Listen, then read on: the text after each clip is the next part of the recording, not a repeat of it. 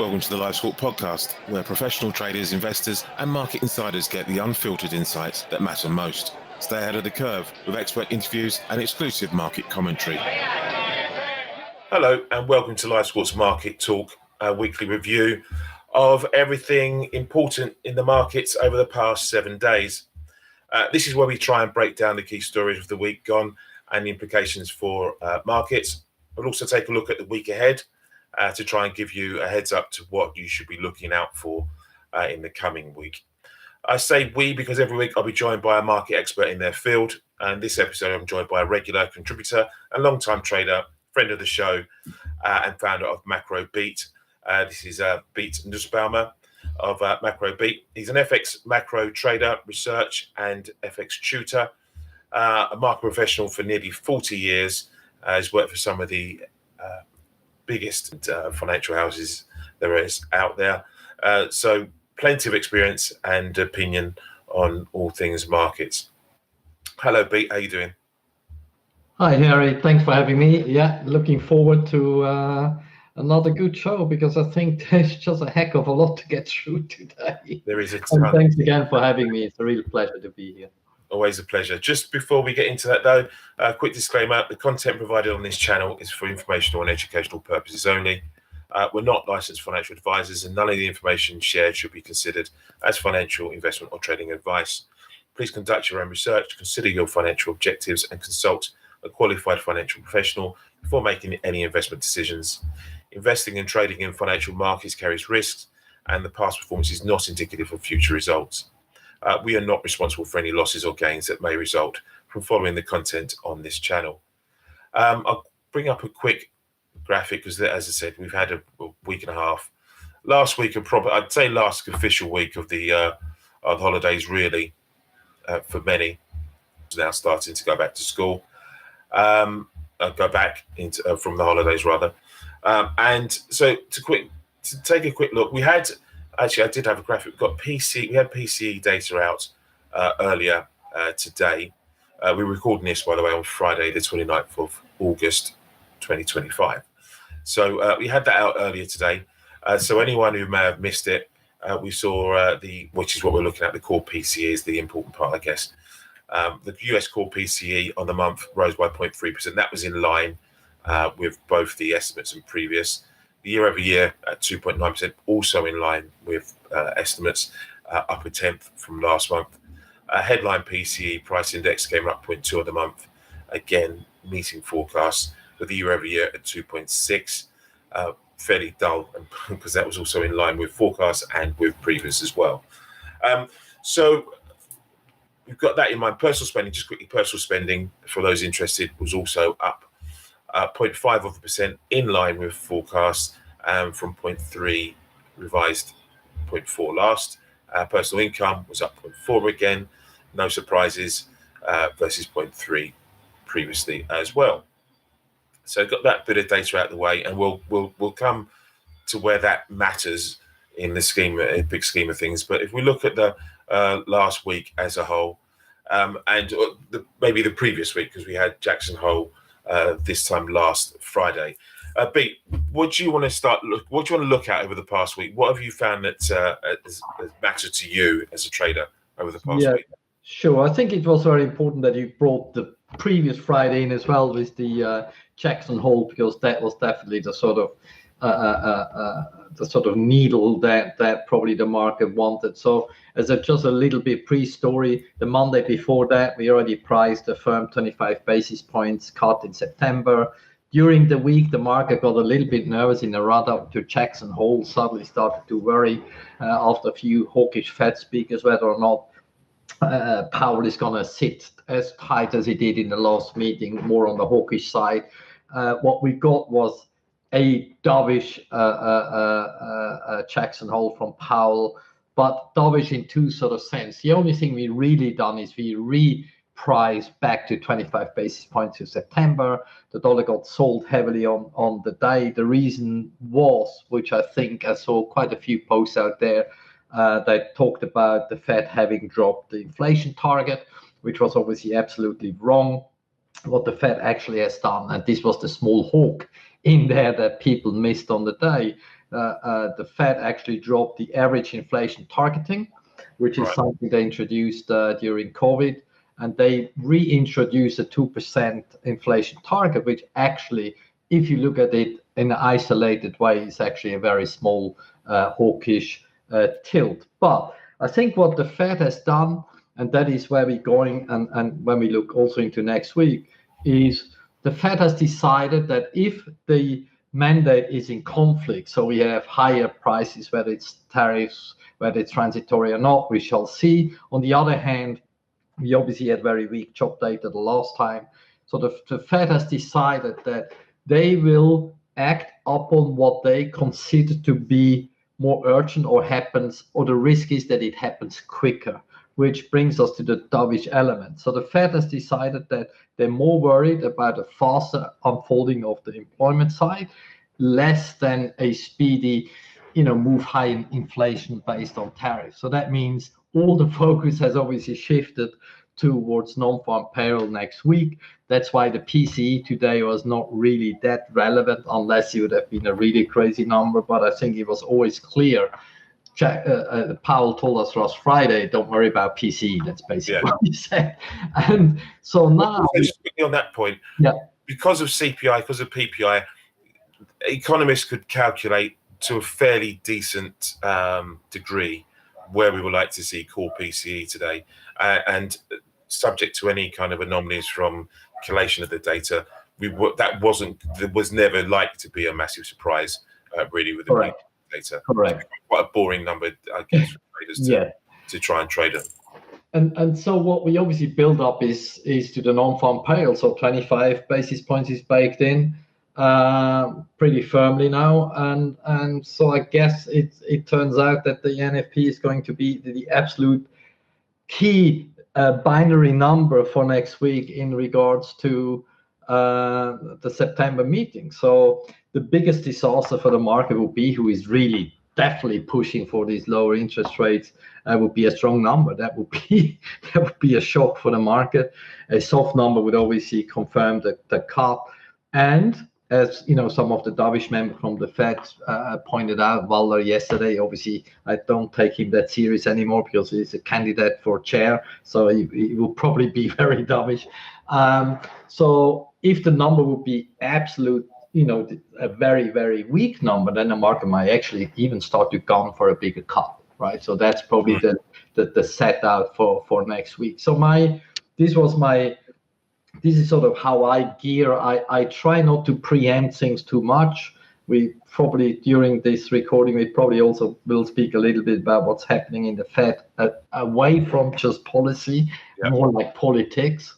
Also, I think there's a few other things going on. We briefly spoke about it before. We have the French story, whether or not we get another sort of government crisis in France, which obviously wouldn't be that bullish for the euro. So we have a bit of an issue there on the dollar side. Let's get into that, because I think that's important as well, because it was, like you said, it kind of fell under the radar a little bit. But on Wednesday, French Prime Minister Francois Bayrou, last week, called for, it shocked me when he called and announced that he would reconvene Parliament for a confidence vote in the government on September the 8th. We only just was it 2 months ago we had a confidence vote, maybe a bit longer. We had one anyway, which they survived, obviously. But it doesn't lead to, I'm going to say it with great confidence in the French, for French markets anyway, if we're looking at another potential political speed bump in the road. Do you want to talk a little bit about that, as you alluded to? So the thing is, what we've seen immediately is obviously spread widening on the fixed income side. I guess we already been talking a lot about the long end pushing higher across the world. And obviously the French news has just triggered a bit of spread widening with the bunds, which is obviously something we FX guys look very much in regards to the correlation of euro dollar, euro crosses, which happen to have been under pressure that day. Things settled down a little bit, but that's usually just because we have such a news overflow, whether it's the Fed, whether it's Trump, whether it's, I just feel like, you just don't get a rest. There's about 5, 6, 7 big stories at the same time that some may sleep and some may explode. So I think the market just needs constant, like news. So if the threats just go silent, then we watch what Trump has to say about Fed Cook and so on and so forth. So I think you alluded to it as well. It's the last proper week where probably the market was on holiday post Labor Day weekend. Usually the market sort of comes back, and so there'll be a lot of people that were away to sort of try to get a hold on what they missed during the summer. Maybe they missed a lot, maybe they didn't miss anything at all. Depends which angle you're watching from. Market wise, not a heck of a lot has happened, but there is a lot of potential of big moves into autumn out there, which various stories. What we would call known unknowns, shall we say? Exactly. And to be honest, whatever story breaks first, that's where we're going. That's why if you were to ask me how do I trade, and I think I mentioned it on the last show already, that right now you're just a little bit more reactive than preempting, because it depends which story is breaking first. We have opposites in the market, and maybe the only one direction story, which is probably a story that we still will talk a bit more about it. The short, so in FX, probably the easier trade right now is the short dollar trade, because you kind of have the Fed story as in lower rates in there. And you also would cover, should the Fed story turn into a Fed independence worry story. So you have the same direction in the dollar, while in fixed income, you would be on opposite sides. You have the bid in the bonds for the rate, lower yields, but the bond market will probably turn on its head if we really were to talk about Fed independence. So to trade the bonds is a bit the tougher side. So the FX side for once would be the easier one, as you have both stories pointing the same way. So this is where my focus is, because I don't have to be, I don't want to say too clever, but at least it's always easier when the sort of wind blows all in the same direction, so you don't have too many hiccups. The only hiccup here now is, that's why I brought it up, is France. If France would become an issue, euro dollar is obviously the biggest dollar out there in the DXY, and that would suddenly bring a whole curveball to the dollar story. So that's why, in a way, I hope the French just, for once, put it back under the carpet. How do you traverse that then? Because if you're, if this is a soft dollar story, and therefore by virtue you're looking at the buy side of the euro, then we get this French situation that starts to become a little bit more dangerous, shall we say? Where do you, because you can't go to the, we'll go on to the UK in a minute, but that's a dud as well at the moment in terms of. To be honest, I shifted my focus on selling rallies in dollar yen this week. Okay. So I'm changed the focus. So I shifted risk a little bit less euro. I actually even cut some of my sterling pairs, like long euro sterling, into the rally today, just reducing a little bit, just to take care of that euro risk side. But I have like some sterling also shorts against it. So right now it's a real struggle. You have to sort of keep on changing the underlying in order to kind of not run into another problem, right? So that's why you can't trade cable, because you have a weak dollar and a weak sterling. So cable is a no-go.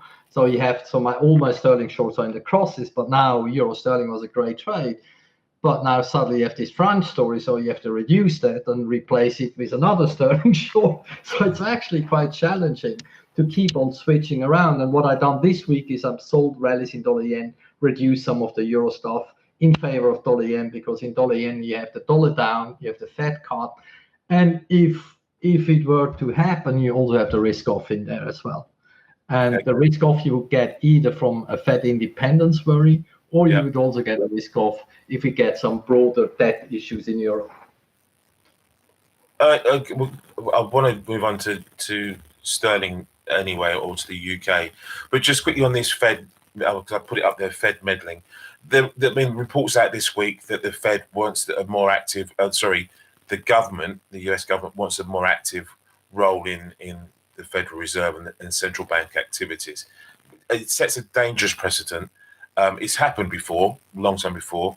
Other central banks are more intertwined with the governments but it's not advised, and it's not something that I think it wasn't direction of travel a few years ago when, say, the Bank of England became independent from the government and everything else, because they see having two distinct bodies, one that handles the fiscal and one that handles the monetary policy, is the best path forward. Well, it's perceived to be the best path forward for a nation, and that's now going to come back into conflict if President Trump and the administration gets its way and decides to bit more hands-on on central bank activities. So that's, for anyone who wasn't aware, that's where this has come from, and potentially is a worry for some. Talking of a worry from the fiscal perspective, Rachel Reeves, the UK Chancellor, as we call her, the Chancellor of the Exchequer, but anyone outside we call her the Finance Minister. We're seeing a growing worries over the UK economy and UK assets, really. Gilt yields have continued to rise, which isn't a sign of confidence in the government and its finances. Do you have anything to say about that? Just, I know you covered it a bit, but how long do you have? all right, put it another way. Do you have a little bit to say about that? Yeah, no. To be honest, I mean, the cocktail of worries couldn't be any more dangerous right now, and I think just one wrong step now into the autumn budget, and things could really unravel rather dramatically. As you pointed out, 30-year yields are back to sort of whatever 27-year highs or whatever it was. 1998. We haven't seen them at this sort of level. Yeah, right. So that's the Asia crisis and long-term capital and all that stuff. Yeah. And so in that sense, I just personally feel like the whole lot is out of their depth right now. They had 14 years to think about it. They didn't come up with anything clever. The last budget was a disaster, as we know from businesses. And right now, it just seems like they waste a lot of money in some places which we can question. And now she has to go back to the taxpayer again. Today, obviously, the story has been that's why UK bank shares were hit, that she may have a look at the city again to try and fill some of the black hole that she has. And the worry is really, where is she going? The Labour Party seems to be unwilling to cut spending.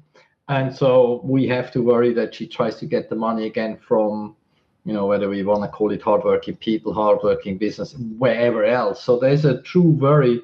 And we are back, not just trading stagflation, something maybe we can sort of talk about in the US just in a much lighter sense. But in the UK, I just cannot see how they just got lucky with the last GDP number that, like as headline, it looks kind of, they just survived a little bit, but reality is it feels like a recession, it behaves like a recession, and the outlook is just anything really positive. And I'm just worried that we're just getting drilled lower and lower and lower in terms of sentiment, expectation. Growth is not here.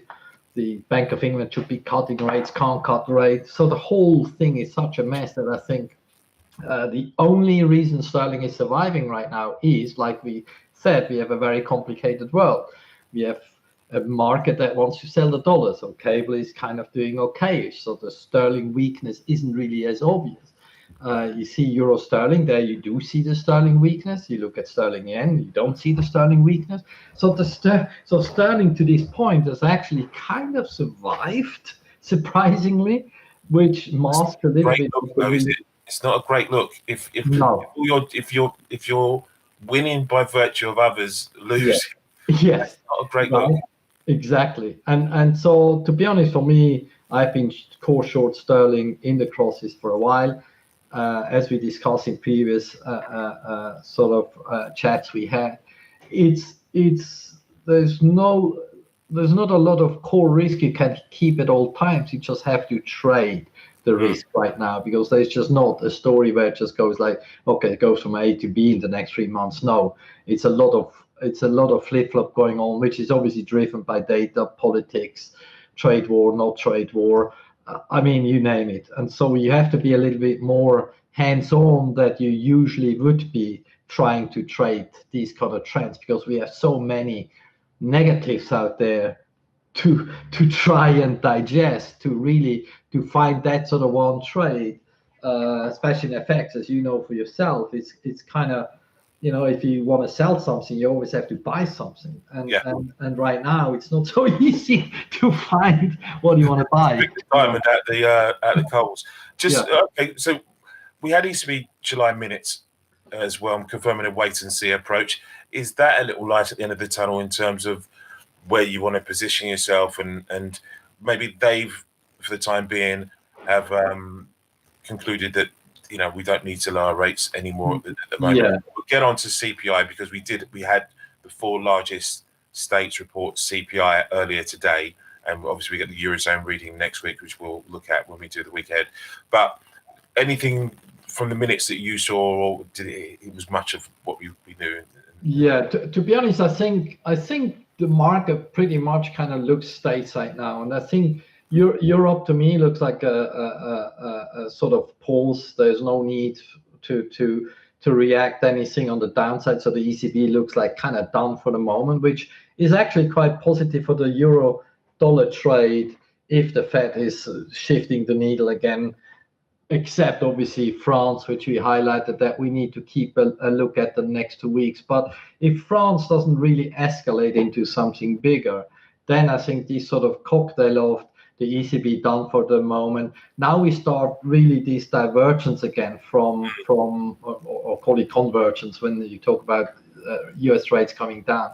So that should really give the euro another sort of leg up. And if we combine that with continued worries from the market about the dollar, about the US, about Trump, about the just a whole investment cycle into the US, I would just say the dollar could continue to weaken, really based also on the constant gear shift or shift of goalposts the US is doing. Yesterday, one of the big senators, I think Schumer, whoever was unhappy with the Norwegian Petroleum Fund, that they, Skip planned to buy some Caterpillar stake, whatever. I don't know the exact detail. And his next sentence was, or maybe we have to put some tariffs on Norway, and maybe we should restrict travel for people from the Norwegian Petroleum Fund. I mean, if you hear stuff like that, so everything where the US doesn't get its way right away, or if someone feels something isn't right, it seems like the guns are coming out. And to be honest, I mean, I'm a big US fan, whatever, but these things start to really, really annoy me. I think Trump and the whole cabinet circus there is really starting to risk the long-term health of the US, where people say, you know what, let's just hope this is not only going another 3.5 years, we just backtrack a little bit. So far, we don't see it in the market as in equities or fixed income. I think the dollar is the easiest victim of it all. That's why I think that will remain the easiest trade. But at this rate, if the US government continues at this rate as well, we wouldn't have to go back into the fight that Trump has with the Fed, the influence the government tries to take into the Fed. When Trump says, oh, we're soon going to have the majority inside of the Fed, that is a very worrying thing. That has not yet hurt the market. Like I said, we keep an eye on 10-year yields in the US.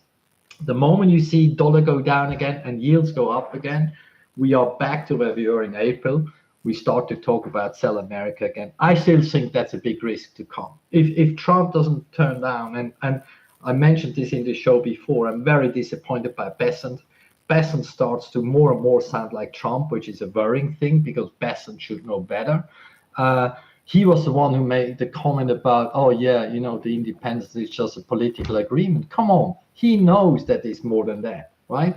I sent him personally, I sent him a chart from Dollar Turkey and told him to have a look at that. So if you want to know when someone tinkers with the independence of a central bank, this is what you get. Rates at 50% and the currency that collapses 80%. Of course, you don't get 50% in the US, but just saying. It doesn't bode. It's just that whole the look isn't great, and therefore the consequences. To be honest, I have no clue if Cook is guilty or not. I don't know, right? So that's not for me to say, nor is it maybe for Trump to say. Exactly, it's almost irrelevant because there's a due process that exactly, right. And that is the worrying thing. And I think Yeah, you can bully nations into trade deals. No, of course, they have no other choice than to swallow whatever you have to swallow because the US is the largest economy in the world. So Trump has obviously some good cards in that regard. But when it comes to investment, I wouldn't be surprised if the market starts just to decide to be a little bit more cautious. Well, But it's a glacial. It will be glacial, as we've discussed, and we've said this before. It doesn't happen overnight, but you keep chipping away at the edifice, and these exactly, things what happens. You yeah. know, it, before you know it, it's no longer 70% of the basket. It's now the 55%. All these sort of things. It takes time if you're going to move your portfolio. Yeah, to be honest, no one is going to shoot in his own foot by just panicking, right? It's just like, as you say, it's this sort of steady eddy that will just be going on over weeks and months rather than it being a short-term story. Yeah, this is something else I haven't put in the list, but obviously we've got the Russia situation and the doubling down on what's happening there. The India situation, India's digging in its heels and it will not be bullied into who it wants to trade with, morally or otherwise. So oil hasn't really seen too much reaction at the moment, but I think it's still trading around the mid-60s. So, but it's something that's going to be mindful. Again, it's another one of those balls in the air, like you say. There's Yeah. political risk out there at the moment, and it seems to be political risk that obviously will seep over into economic risk, and then monetary risk on top of that. Yeah. To be honest, I think about this every morning I head in and I'm looking at your kind of review, like on the news board from overnight. I mean, there's like 70% of most headlines is political headlines, and only about 30% right now is macro kind of economics, right? Yeah. And maybe it's a time of year as well where you get a little bit less macroeconomics, and maybe that sort of shifts a bit. But the amount of politics is just incredible, and I can't see that go away anytime soon because Trump is going to just keep going, right? He's not going to stop.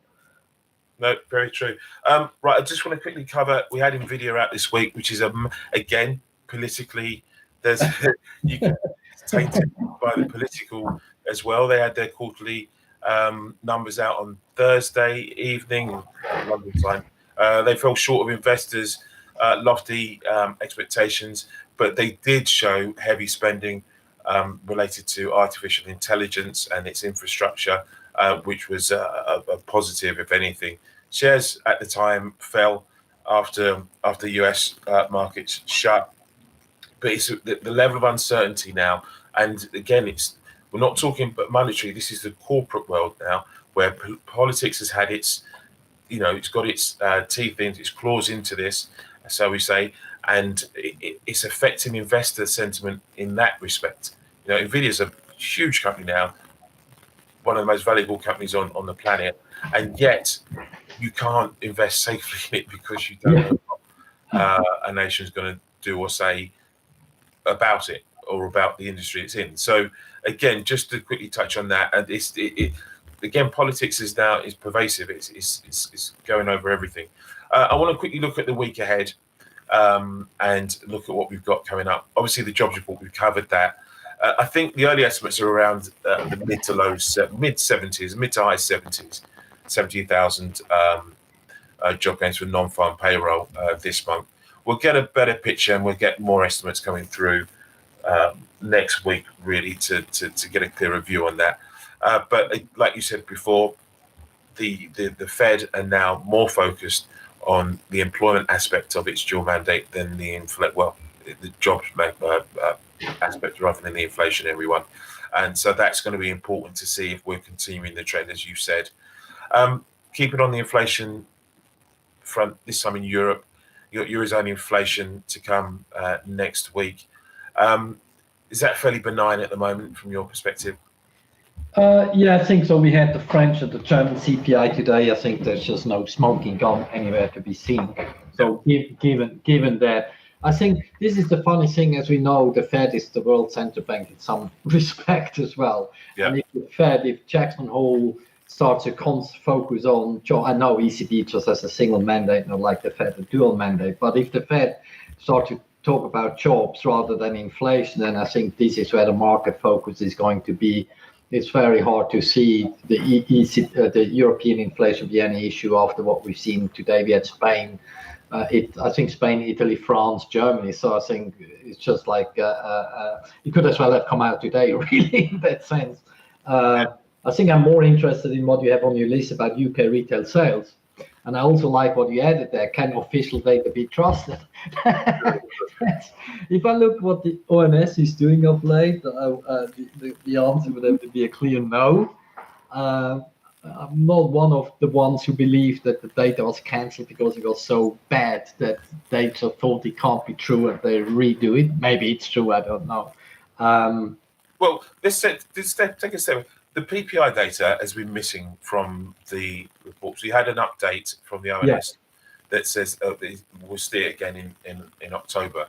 So they've had issues, and now obviously it takes it's great they've come out and said, look, we have issues with this. We need to go away and we need to redo this and make sure that we're bringing you the best in class data that we can. So you should take confidence from that, but.